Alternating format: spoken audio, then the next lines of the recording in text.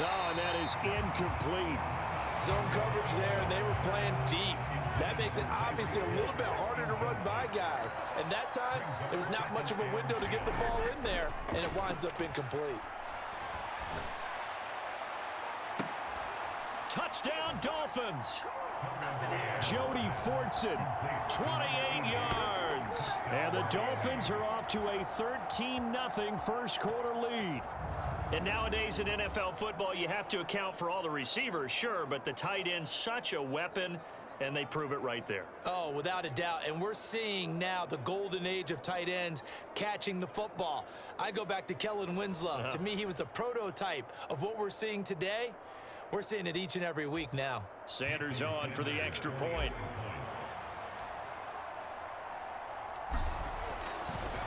Oh, they flip it to the kicker. He looks like he's going to throw it.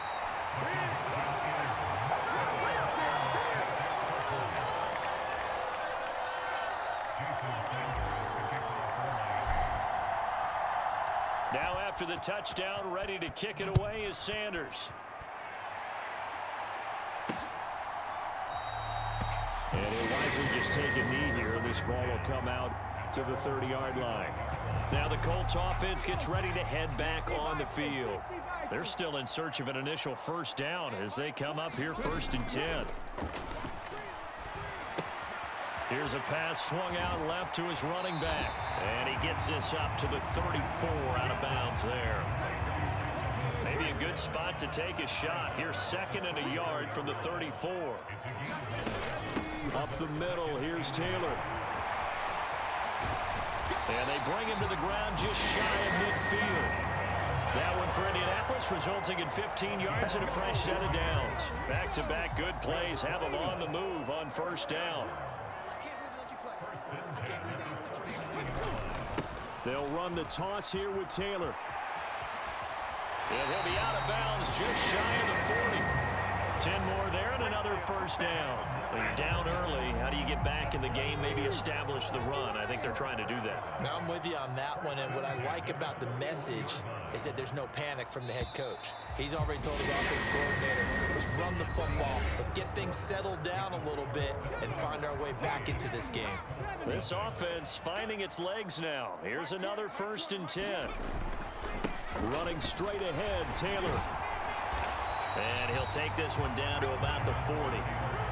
Credit him with a 1-yard gain there to make it 2nd and 9.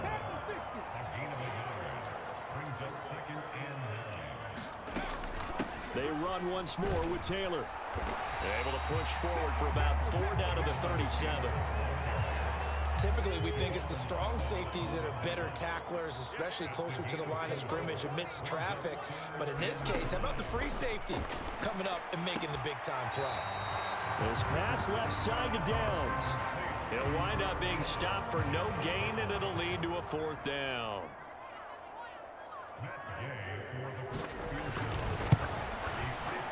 And he missed it. It's no good. And the deficit will hold pat at 13.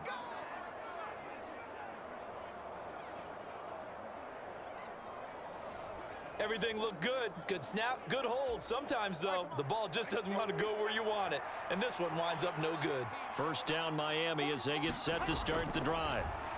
And they'll just simply be looking to build off the confidence of the last time out where they scored a touchdown. And confidence is powerful, isn't it? When you've scored once, you feel like you can go back out there and get it done again.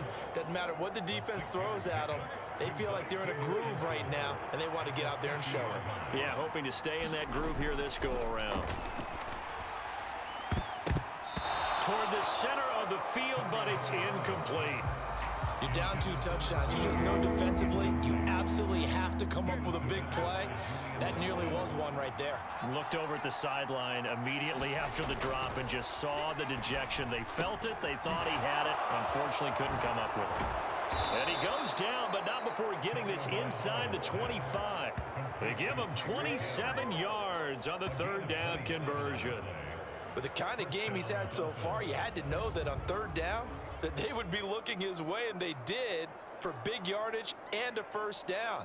I think the defense fell asleep at the switch on that one. I would have doubled him, tripled him, anything to keep the ball out of his hands.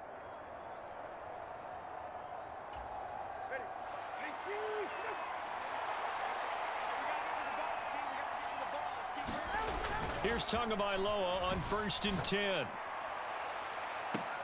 And he overshot him there. It's out of bounds, incomplete. Well, they took their shot. That one was kind of up for grabs that time. And you've got to be careful defensively not to make contact too early. But that was textbook right there to get in tight and force the incompletion. And he'll get this into the hands of Hill, complete. And he doesn't quite make it, taking it within an eyelash. Dropped at the 1. 23 yards on the play. I think he has to be saying to himself, how did that not wind up a touchdown? Remember, you just need the tip of the ball to cross the plane. It's not going to get there, but they're going to be set up in great shape with 1st and goal.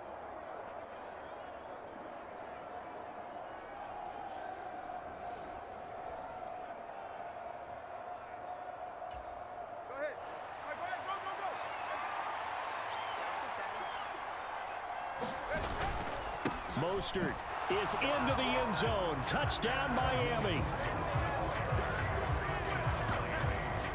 Sometimes offensive can get too cute down near the goal line, but there's nothing fancy about this one. As Coach Lombardi would say, we get a seal here, and we get a seal here, and we run this play in the alley. And that's good work to hit the hole hard and finish in the end zone.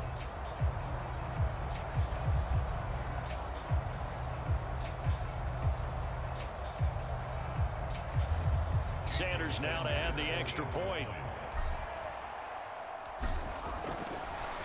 Oh, they flip it to the kicker. He looks like he's going to throw it.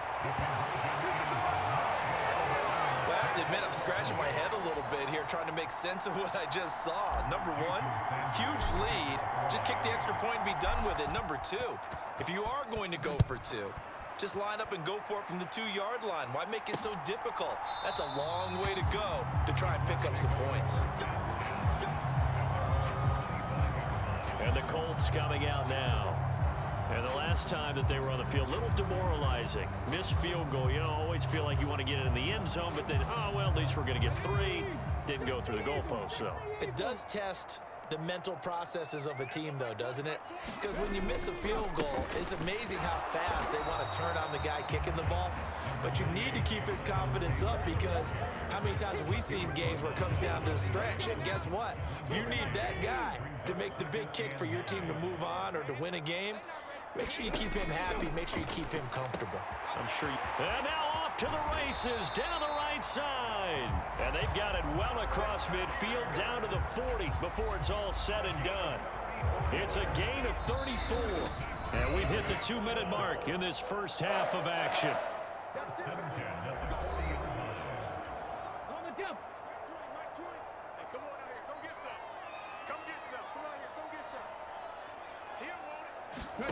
First and 10, it's Richardson. And he's got Pierce.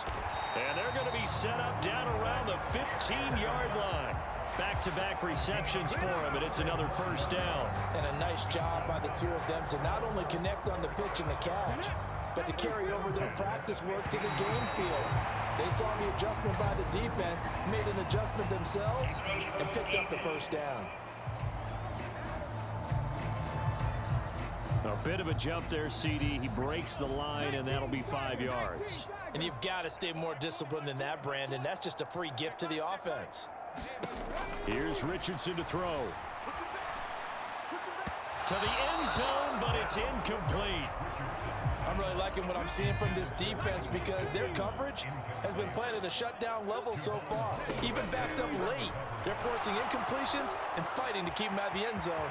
And he'll get into the end zone. Touchdown, Indianapolis. Anthony Richardson, a 10-yard touchdown run. And the Colts are able to make some inroads here to that deficit.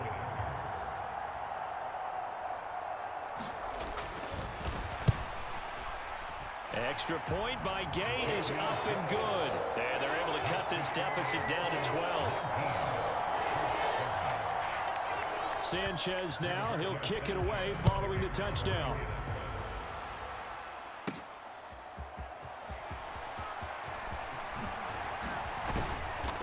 And a good return, able to get out across the 35 to the 36. Now we get Tyreek Hill and the rest of the Miami offense back out there. He's the star wide receiver, and he's doing his thing so far here into the second quarter. And how you get distinguished as a star is each and every week performing to a high level no matter what they throw at you, because you're always wanting to take him out of the game if you're a defensive team. How do you press him, double him, triple him, all those things? But the best players show up each and every week, solid games and some spectacular ones. And he has showed up time and time again. And going deep for Hill. And that will be incomplete. Trying to dial up the long one way out there, but it'll be third down. Now, right where this set of downs started, they need a full 10 here to pick up the first down and move the chains. And going deep for Hill. And that will be incomplete.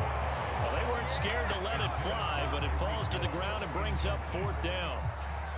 The 3 straight incompletions, they don't care. That hasn't dissuaded them. They're going to go for it on fourth. They're going for it. Here's Tua with it. Over the middle, complete. It's Hill. And he'll be taken down, but not before he gets into enemy territory. A curious decision to go for it, but it pays off with a first down. Now Tua. And that, incomplete. Daylight in front if he could have held on, but he didn't. So instead, it's second down. Going to the air, Tagovailoa. And going deep for Hill. This is intercepted. And the Colts are going to have the football here at their own 35-yard line. He's certainly not been afraid to take some chances downfield. Now, look, it's paid off for him a couple of times. That time, not so fortunate. And that's where I want to start, what you said. It's paid off a couple of times. So his aggressiveness has been good for his offense for the most part. So he throws an interception there. No one likes that, but I would not rein him back in. The return on investment thus far has been pretty good. 2 touchdowns to 1 interception. The Dolphins get there this time, and they bring him down. Calais Campbell, credit him with a sack as he buries him for a loss of 10. So we come upon halftime. Well, no sooner do the teams get to the locker rooms, and they're running right back out. Halftime over, third quarter, ready to go. The Dolphins in front, and they'll be in possession of the football first as the second half gets started. And up to about the 26-yard line, just across the 25. The Dolphins getting set to go back to work here in quarter number 3. And they've got the lead. CD, what do you think the message was at halftime? I don't think the message was too drastic, I think, at the half, or that they need to change things too much. I do think the offensive line could play a little bit better.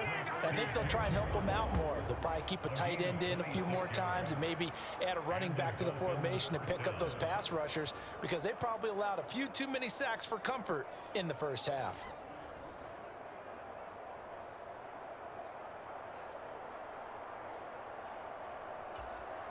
Now from Colts territory, here's a 1st and 10 at the 48-yard line.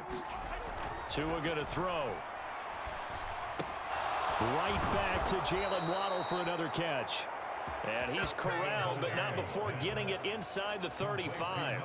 Another first down as they call his number again. He's got 15 yards here. And now we get into the psychology of the whole thing, because a lot of teams with a 2-score lead in the third quarter, they almost become defensive with their offense, just playing not to lose. I think with this team, you got to figure at this point, this is a great spot for them to go into attack mode, really try and put the hammer down and finish this one off.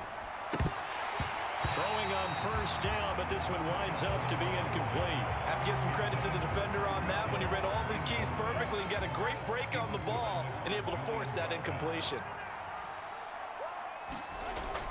Off of play action, Tagovailoa.